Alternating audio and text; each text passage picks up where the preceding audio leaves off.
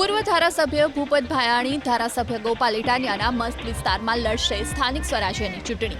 જૂનાગઢ જિલ્લા પંચાયતની ભેસાણ બેઠકથી પ્રદેશ ભાજપે ભૂપત ભાયાણીને ચૂંટણી મેદાનમાં ઉતાર્યા છે.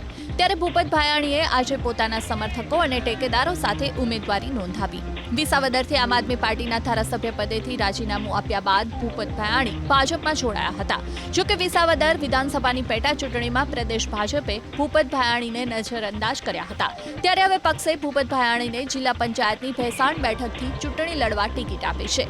ઉમેદવારી નોંધાવ્યા બાદ ભૂપત ભાયાણીએ વિજયનો વિશ્વાસ પણ વ્યક્ત કર્યો. પૂર્વ ધારાસભ્ય ભૂપત ભાયાણી ધારાસભ્ય ગોપાલ ઇટાલિયાના મસ્ત વિસ્તારમાં લડશે સ્થાનિક સ્વરાજ્યની ચૂંટણી. જૂનાગઢ જિલ્લા પંચાયતની ભેસાણ બેઠકથી પ્રદેશ ભાજપે ભૂપત ભાયાણીને ચૂંટણી મેદાનમાં ઉતાર્યા છે. ત્યારે ભૂપત ભાયાણીએ આજે પોતાના સમર્થકો અને ટેકેદારો સાથે ઉમેદવારી નોંધાવી. વિસાવદરથી આમ આદમી પાર્ટીના ધારાસભ્ય પદેથી રાજીનામું આપ્યા બાદ ભૂપત ભાયાણી ભાજપમાં જોડાયા હતા.